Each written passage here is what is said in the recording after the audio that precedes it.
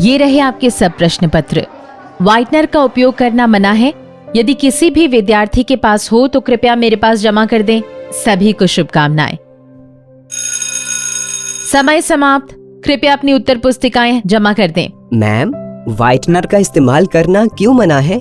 Whitener एक हानिकारक पदार्थ है। इसको सूंघने से दिमाग और तंत्रिका तंत्र पर बुरा असर पड़ता है।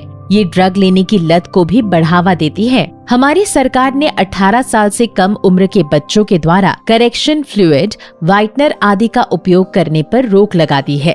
अच्छा, अब मैं समझा और अब मैं अपने दोस्तों को भी समझाऊंगा। धन्यवाद मैम। विजय, हमारे स्कूल का जोनल फुटबॉल मैच अगले महीने होगा। तुम टीम के बेहतरीन खिलाड़ी हो, लेकिन अभ्यास करने नहीं आते हो। सर, मेरी तबीयत ठीक नहीं है। मैं कल अभ्यास करूंगा। इरफान, तुम्हें विजय के बारे में कोई जानकारी है? वह इन दिनों तनाव में दिखता है और उसका व्यवहार भी बदल गया है। आप सही कह रहे हैं सर, मैं उससे बात करूंगा।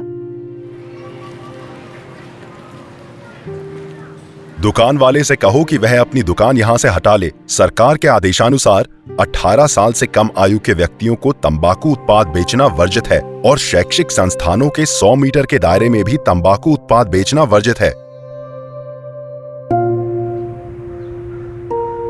विजय, तुम अकेले क्यों बैठे हो? क्या बात है? इरफान, मुझे मदद की जरूरत है। तुम्हें तो पता ही है कि मेरी पढ़ाई सही नहीं चल रही है और परीक्षा भी शुरू होने वाली है। इससे मेरा तनाव बढ़ गया है। हाल में मेरी दोस्ती मेरे पड़ोस के कुछ बड़े लड़कों से हो गई है। कुछ दिन पहले उन्होंने मुझे तनाव दूर करने के लिए सिगरेट और कुछ पाउडर जैसी चीज दी थी। मैंने वो इस्तेमाल किया और अब उसकी लत लग गई है। वो लड़के मुझे घर से पैसे चुराने और उन्हें देने के लिए कहते हैं। ओहो विजय, ये तो खतरनाक है। मुझे लगता है हमें तुरंत तुम्हारे माता पिता से या टीचर से मदद लेनी चाहिए। धन्यवाद इरफान। मैं अपने पीटी टीचर से बात करूंगा और रोजाना फुटबॉल का अभ्यास करने की कोशिश करूंगा। विजय, उठ जाओ। क्या किसी को पता है इसे क्या हुआ है? इसने मुझे बताया कि इसके कुछ दोस्तों ने पाउडर जैसा कुछ मादक पदार्थ दिया था। ओह नहीं, ये तो गंभीर मामला है। कृपया प्रिंसिपल को बताओ और हम इसे अस्पताल ले चलते हैं। कृपया कोई इसके माता पिता को भी सूचित कर दो। विजय अब खतरे से बाहर है। हमें इसमें नशा लेने के कुछ शुरुआती लक्षण दिखे हैं और कुछ दिनों तक इसका इलाज चलेगा। हमें विश्वास है वो ठीक हो जाएगा। धन्यवाद डॉक्टर, आपने मेरे बेटे की जिंदगी बचा ली। मैं हमारे आसपास हो रही समाज विरोधी गतिविधियों की शिकायत स्थानीय पुलिस को दर्ज कराऊंगा। डॉक्टर, यह बहुत दुर्भाग्यपूर्ण है। मैं स्कूल के प्रिंसिपल से हमारे सीनियर विद्यार्थियों के लिए जागरूकता शिविर लगाने और परामर्श कार्यक्रम आयोजित करने का अनुरोध करूंगा, ताकि हमारे स्कूल के बच्चे नशीले पदार्थों के चंगुल में नहीं फंसे। और इस प्रयास में उनके माता पिता को भी शामिल होने का आग्रह करूंगा। हम इस कार्यक्रम में बतौर वक्ता आपको आमंत्रित करेंगे। ये बहुत अच्छी पहल है, मैं जरूर आऊंगी। धन्यवाद। प्रिय विद्यार्थियों, शराब, तंबाकू और नशा लेने की शुरुआत आमतौर पर किशोरावस्था में होती है।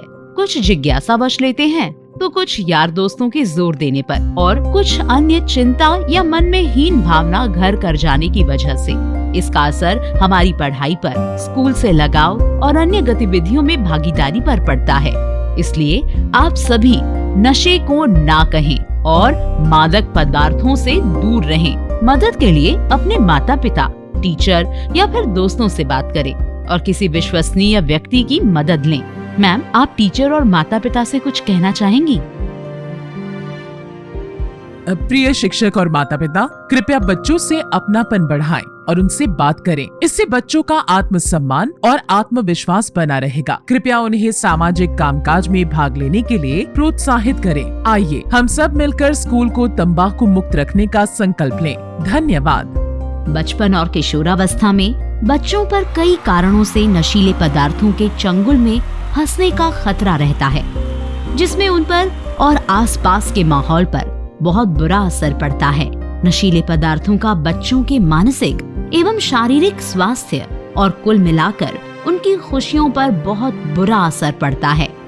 इसलिए उनके माता पिता और शिक्षकों को चाहिए कि वे बच्चों को ज्ञान और कौशल प्रदान करें जो उनके आत्मसम्मान को बनाए रखने में सहायक होगा और उनमें जिम्मेदार नागरिक बनने की क्षमता का विकास करें। विद्यार्थियों को बुरी आदत में साथ देने वालों से दूर रहना चाहिए और जरूरत पड़ने पर अपने दोस्तों, शिक्षकों, माता पिता और किसी अन्य विश्वसनीय व्यक्तियों की मदद लेनी चाहिए। बच्चों, नशीले पदार्थों के खिलाफ इस जंग में आप अकेले नहीं हैं। यह हम सब की जिम्मेदारी है कि नशीले पदार्थों की रोकथाम और इस समस्या का निदान करें।